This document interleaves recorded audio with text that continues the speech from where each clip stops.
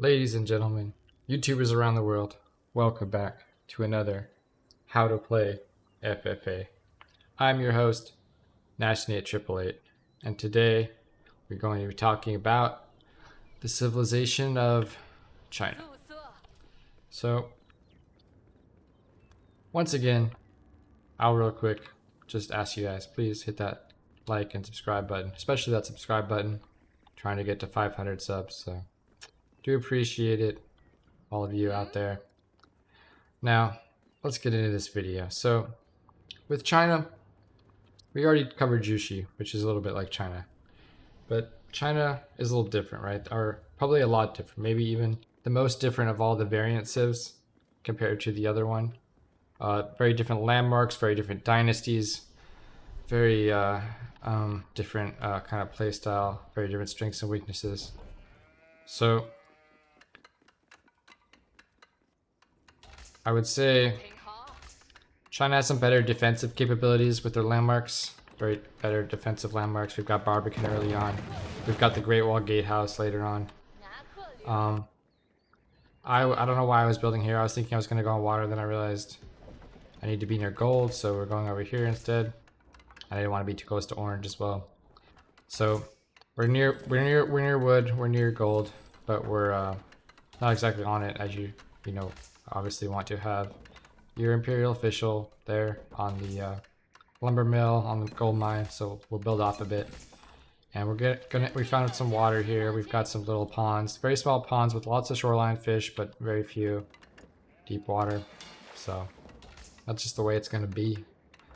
Now, like I was saying a moment ago, China has some pretty nice defensive options here with the landmarks, but they're lacking some of the maybe the late game strength, I want to say. They do have some very strong late game, so I won't say they're weak in late game. I mean, Jushi has probably better stuff, more variety at least, in some ways. But also China doesn't have any holes in their tech. Like they do have access to the archer, which is really nice. Jushi does not. So yeah, they've just got some different things going for them. You kind of want to play towards those strengths. One is getting Song Dynasty out really quickly. And the other is probably something I don't think I do this game, but you probably should consider doing is, let's go into the tech tree real quick here for China. And if you don't need to use you can use your Barbican defensively for your main town center. That's what I would mostly recommend in FFA, but maybe getting Imperial Academy out first. If there's anywhere you want to put it, but you usually want to build this somewhere where you're going to be doing your granary transition, because you're going to get a bigger benefit there. And Jushi doesn't have access to that, so that's something nice that China has. Other things that China has, they do have the Zhuganu, just like Jushi.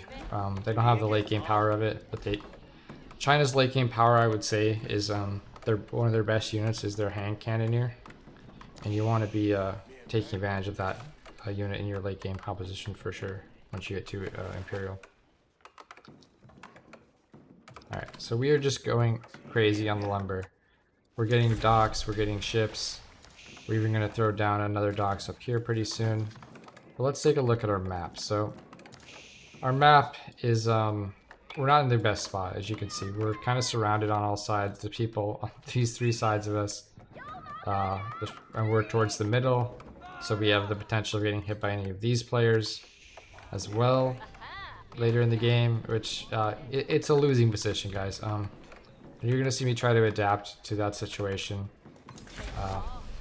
but it's going to be tough, right? So usually you want to throw your village down, get 150 wood for your village, but since I went on water here, I went house first just because I didn't have enough wood yet. But yeah, get a village down pretty early on, and it's nice to use the village in a place where you might be attacked from. So say on your wood line, if you have any resource gathering going on farther away from your town center, that might be the best location for your village. It's kind of a double-edged sword though, because if you put your village too far away from your base, it could be targeted, and losing it kind of sucks early on if someone makes units. So you just got to keep that in mind, right? You want to keep it back, but you also want to use it to protect your workers as well, since you can fit 8 workers inside. We've got a nice little pond over here. We've got 4 deep water, as opposed to our 2 down here. I think there's like an invisible deep water up here. We're gonna see that later. It's kind of weird, but oh no, it's not that one. Yeah, there's not. You can't even see it really. That's weird. But anyways, now. So what we need to do here is we just need to, we're just ecoing up, we're booming up hard. There's no one too close to us, like, I mean, obviously orange is close. We don't know where anyone else is yet. We don't realize that green and, you know, red are up here too. So, we didn't really scout because we went on water, so we're kind of playing in the dark here. That's why we're building the Barbican right next to our town center. Playing defensively in case someone decides to push us. We want to de-incentivize any aggression towards us because we just want to boom up, right? We just want to go crazy on the boom, and we don't want to have to deal with anyone attacking us. And they shouldn't really. Like, it would be pretty bad for anyone to feudal all in a Chinese town center with a, because it does shoot, I believe, a cannon, which is a little bit stronger than other town centers, and also the Barbican has that as well. So we got 2 defensive landmarks right next to each other, pretty good, pretty strong. Now, I'm building this Imperial Academy in this spot here, and the reason being, putting this spot is I was thinking of using it to, like, you know, I want to grab the, I'm going to want to tax, grab the gold tax over here on the docks, probably going to dig into this wood line, but really what I should be thinking about here, what you should be thinking, is if you're on a ponds like this, where it's not going to last forever, is you want to have this in a position where you can just do your granary transition off of it. Even though you're not going to be using it for a while, that's going to be coming into play later in the game. We definitely still want to think about our granary transition eventually. So we're going up to age 3 pretty quick, you can see here, because we have these. We went really greedy with the opener. We got a lot of income already. We're doing great. But now the plan, typically when I hit age 3 with Chinese, is to build some palace guards and look to get aggressive. You can also use Chuganu, but I usually do that if you need to fight in feudal.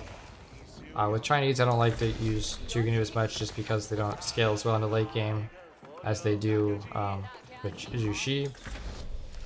So we're going to be using Palace Guards, which is a pretty strong unit. You can see it has less armor than a Man-at-Arms, but I believe it moves moves faster. Yeah. So they move a little faster. It's really nice in FFA to have units that move a little faster, right? That's always a good thing. So those are 2 very good units for both Chinese and Jushi. The Palace Guard is great in FFA to hunt down the king, especially, right? So we're gonna start pumping out, and we're gonna be looking for our first target here, right? So we're gonna notice that red has built a wall. We don't realize that, we could probably get snuck in there and shut that down and actually done pretty well for ourselves if we had realized that. And we're not too worried about attacking right away here, but we're just trying to build up a mass. I kind of was hoping I would see somebody else getting attacked once I realized here I just did my king ability. I saw where everyone is now. I'm like, oh crap, okay, I'm completely surrounded. I really need to D up here. And, now the reason, before we continue on here, I want to talk, I guess, because we're in age 3 now, we want to talk about age 3 landmarks. So, we're not really going to be using this right now, it's just something that we build because, this one, obviously, you could do it, especially these days with the siege nerfs, if you're not planning on building Nest of Bees, but Nest of Bees are pretty strong late game, you can do them. I don't usually like to use siege anymore, it's just a personal preference. I try to play games mostly without them. They're just kind of annoying and they're slow.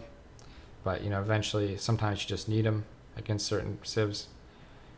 This is just out of habit, I guess I'm building it here. But I think really, like, this might be a better option if you're not planning on doing any siege.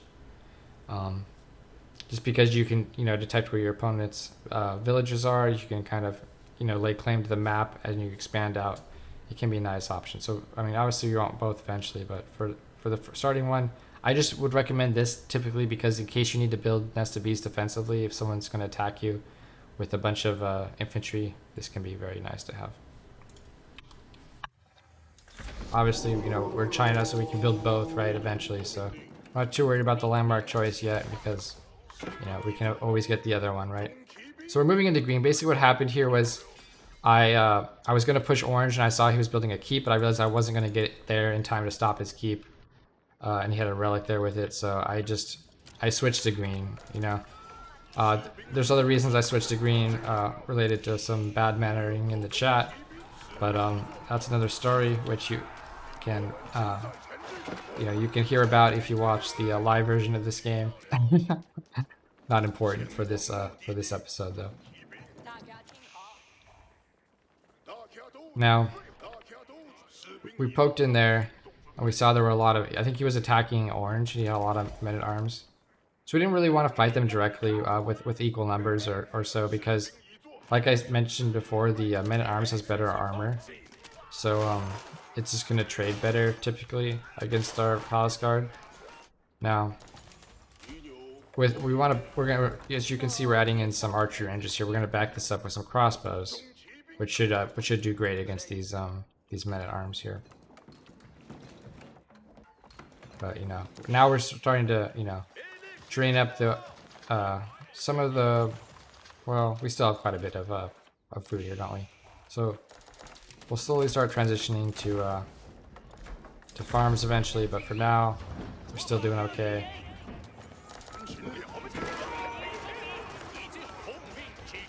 We can see our opponent green is trying to fight us off, but he's going to realize soon he's getting overrun.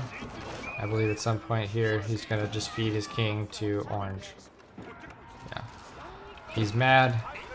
You know, he's a salty boy, and he's going to feed the king. So we don't get any king kill here, unfortunately, as you can see. So this is kind of unfortunate, right? We invested in attacking a player, we didn't get the kill. I mean, normally I would say you try to block the exit. In this case, there wasn't much we could do. I think because of this tree line here, there really was no way for me to like... I guess I could have sent some units here, but the problem is there's a keeps are blasting up here. I would have had to contend with orange and green. It would have been kind of a cluster. So sometimes it just happens that way. Not much you can do. But, try to avoid it if you can stop it. If there's some obvious way to, or some sneaky way you can, get around it. But sometimes there's just not a lot you can do. But you can take the player out at least. And so now we see Teal picking up a kill. This player, Ancient War Sparta, a very good player, and we're aware of that. But there's not a lot we can do about him. We have other people closer to us we got to deal with. So we just kind of have to sit back and ignore him for now. Now you can see we're starting our granary transition. Like I said, this food's not gonna last forever, and it's not gonna be enough. So here we go. We're getting more food. The reason we're not attacking one now is this guy's a couple of keeps. This player had walls. I guess I could have attacked red even with the walls. I could have just started barreling into him. We do see that red is already age 4. And that's he played so greedy here with the wall. He relying on this wall and we really should have punished him. So this is a huge mistake, guys. You can see he was definitely the player we should be attacking here. We shouldn't have gone here, and even once we went here, we could have just easily transitioned over to red.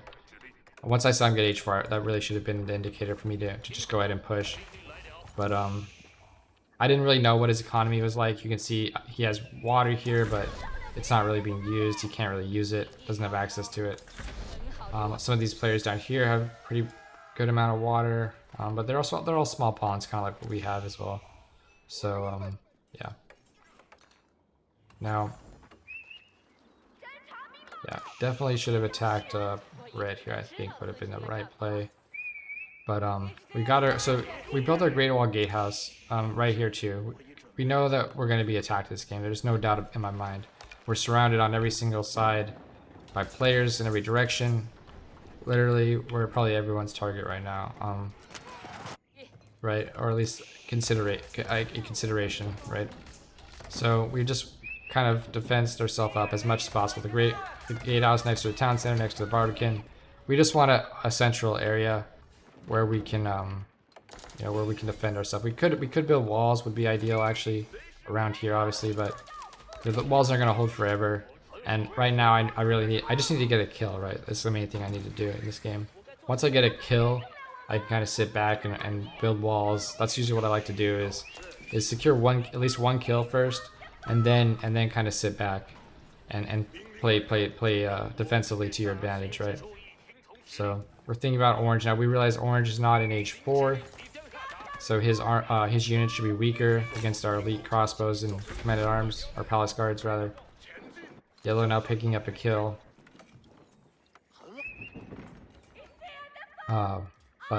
Yeah, so that's why we're doing this. We're just trying to centralize our defenses in case red hits us while we're going for orange. That's the only reason we're going for orange is because he's still age 3 and we know his units are weaker.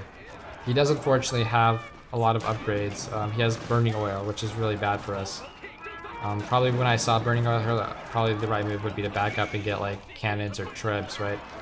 But unfortunately, we're kind of committing here, forgetting that this player has access to emergency repairs, and that even if we do start smashing this down, he's going to start doing a good job repairing it. And now we're going to see, even though we're about to destroy his keep eventually here, the burning oil is doing tons of damage to us, and he's going to move his king out of here. I'm not noticing it. I'm looking at something else. And he quickly sends his king to the town center. So now, I've pretty much lost all my army here. As you can see, it's not looking good. This was a disaster of an attack. I was really hoping to get that king kill, but it didn't happen. So now we're backing up, tail between our legs. So you just got to be kind of, burning oil is one of those upgrades. You just kind of have to notice it and think about who you're attacking. If it's HRE or OOTD, they have emergency repairs. You don't want to overcommit on their keeps, right? Because they have a lot more power, defensive power than you might at first consider, right? So that was the mistake there. Definitely be careful attacking into them. Try to use ranged units. Sometimes if it's like an Elsbag or something, definitely even recommend trebs. Sometimes over cannons. Sometimes cannons might not have all the range you need. They might get picked off a little easier. Trebs definitely at longer range.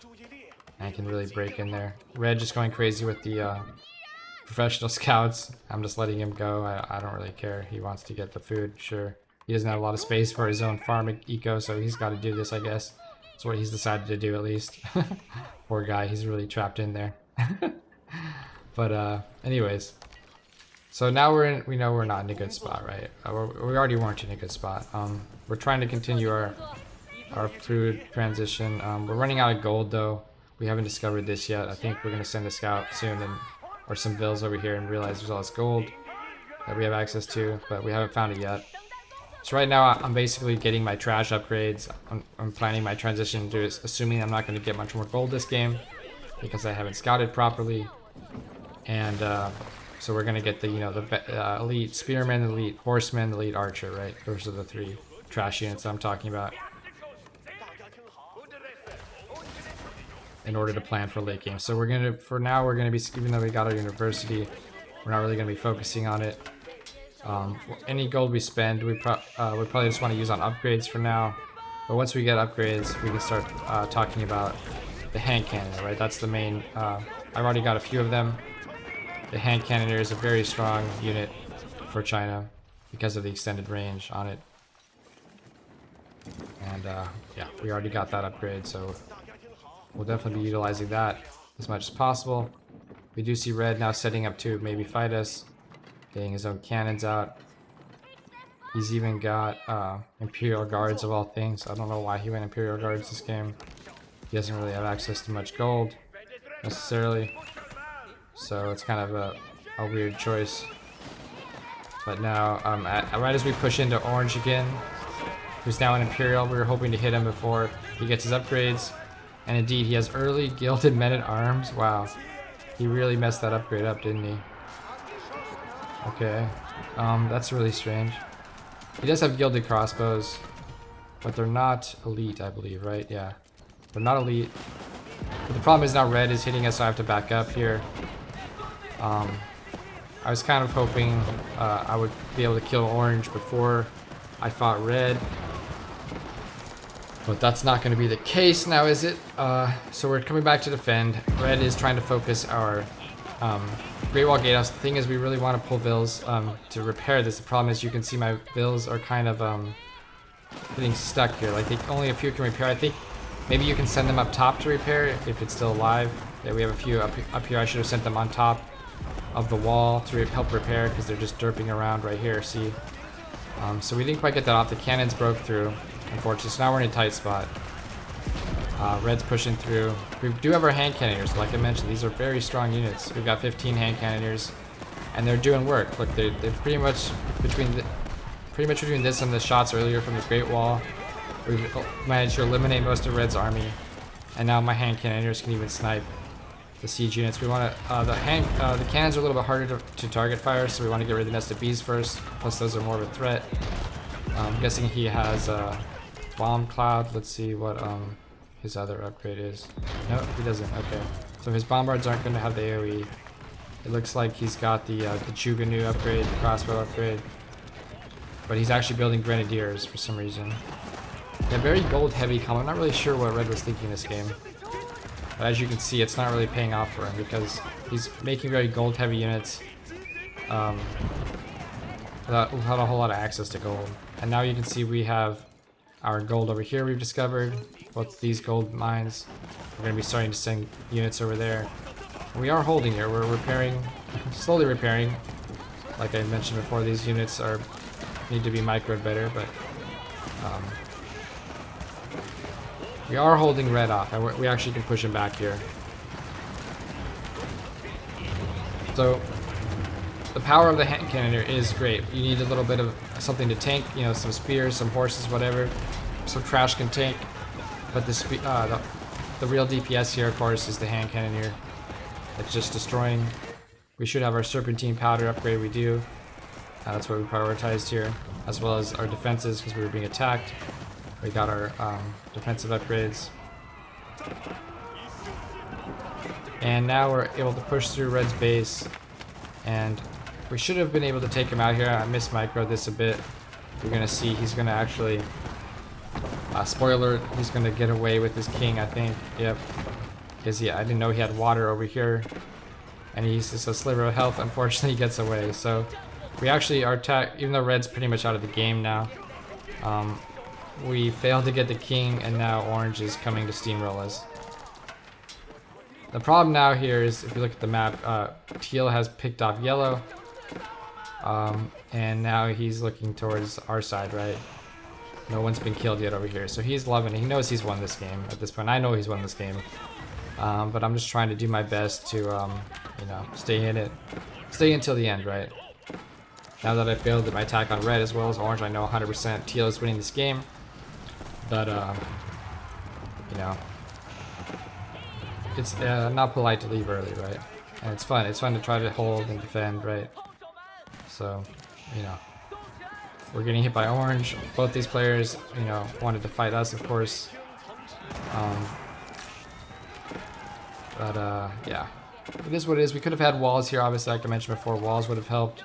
But like I said, I'm trying to get a kill first. If I can't even get a kill and I wall myself in, what's the point, right? That's what Red did. Didn't work. Didn't really pay off for him very well. He didn't have enough space to build his base. He's obviously not going to win this game. But yeah, you can just see, like, I think China is a really strong civ in FFA just because of this composition we're running right here. The hand cannoneers are so good. I love them. Look at them. They're just going crazy on Orange. We destroyed Red and Orange's armies with this comp. It worked out really well. If Teal wasn't in this game, we probably actually do. If we just, you know, eliminate Teal, it's 1v1v1 here. I think I can easily probably come back here and win this game. But you know, that's how it goes sometimes. We did forget our don't forget your dynasties, guys. So actually, what's funny here is, so I should have transitioned off of my Song Dynasty earlier in the game when I finished my worker production. But now that I've lost my worker production, you're gonna see me actually cancel this, I believe, because I'm trying to get my worker production. I realize I only have 60 some vills. I've lost too much, so I cancel that. And I'm adding on town centers, trying to repopulate my villas. But as you can see here, it's already too late. Ancient War Sparta, he's actually I think the rank 10 player on FFA ladder. So Not only is he high population with at least 2 kills, you know, he's one of the best players. So even in an even match, I think I would be hard pressed to beat him. And you know, I'm just telling him, hey, okay, cool, come clean it up, man. It's over. We know it's over. It's been over for a while. We've just been waiting for you to come end it. So, anyways, that's pretty much it, guys. What else do we want to talk about? Let's go back into the tech tree and look at some more Chinese tech information here. So obviously for H4, the Great Wall Gatehouse, one of the best defensive landmarks in the game. There's no doubt in my mind you want this one. The Spirit Way has some upgrades here. I don't really use them very often. I honestly don't even remember what they are. So let's see what. Wait, what? Okay, so you can upgrade your Zhuganus here, which is odd. Why can you upgrade your Zhuganus at the Spirit Way? Oh, right, it has unique. So it does actually give you a nice upgrade. I forgot about this. So whenever one of your dynasty units are killed, dynasty units means units you get unlocked with each dynasty. So in Song, I believe it's the Zhuganu, and then you have the Fire Lancer, and you have the let's check. Right, we can check here. I don't actually remember what they all are. Come to think of it, so can we click on our dynasty? Here we go. Zhuganu, Fire Lancer, and Grenadier. That's right, Grenadier's the last one. So those unlock with each dynasty for China. It's a little bit different than Jushi's Legacy, like I was saying. I mean, I think they have their own dynasty units, but they're a little different. They can get their Grenadier earlier, for example. Anyways, these dynasty units, when they die, we're gonna get a buff, and it's pretty strong. So while I definitely recommend the Great Wall Gatehouse if you're ever going to be attacked, that's a huge, amazing landmark to have for defenses. On this one, you know, each nearby unit receives 20% attack speed and 20% health. So the problem with this is, as you can see with my composition here, I'm not really running any of these, these dynasty units. So this buff actually wouldn't affect me. But that's the reason why you need to have a few of these units. So you can probably throw in, late game, you can throw in some Grenadiers. If you don't have access to the Grenadiers yet, it might be helpful to throw in a few Chuganus into your composition, even if so even if you're not really using that unit and you don't have it upgraded, you might just throw in a few along with your your hand cannoneers, just so that when they die, you get that that's a pretty big buff, right? Pretty nice to have. Especially attack speed, 20% attack speed, 20 health over 10 seconds. So they heal up. Pretty good stuff. Now, as far as the upgrades go here, there are some things that you want to have access to. The ancient techniques. Now, I don't think that's funny. I think you can research this elsewhere because I'm sure I didn't build a Spirit Way in this game, and I think I researched this, so I think these upgrades are actually available elsewhere. I mean, obviously these ones are on their production buildings, but yeah, let's take a look. That's very odd. Okay, so maybe you can't upgrade your Zhuganus at the normal archery range. That's funny. Let's take a look at our stables here. Yeah. So you gotta upgrade them, it looks like, at the Spirit Way, which is odd, but I don't know why that is. Actually, I think that might be wrong. Let me I'm sorry, guys. I'm supposed to be teaching you guys how to play, and I'm learning things as we go in here. There it is. So yeah, you can't upgrade your Zhuganus. I don't know why it's showing that you can't. I think that's just a display error with the tech trees there. But you can definitely upgrade your units here. Your Fire Lancer does also have the upgrade here. And I believe at one of these other buildings, maybe my blacksmith, or maybe at the Imperial Academy, we researched the last one there. That was the villager. For each dynasty you're in, you're going to get a better gathering rate, which is nice to have. Obviously, it's a little pricey, so it's late game tech, but that's what it is. And once you get to the final dynasty, as far as dynasties go with Chinese, let's talk quickly about that. So once you finish making your bills, you're obviously going to want to swap to Yuan Dynasty, right? Your units are gonna move faster. Even your villas move faster, so they're gonna gather faster if they're, if they have to move around. And your officials are gonna be, picking stuff up faster.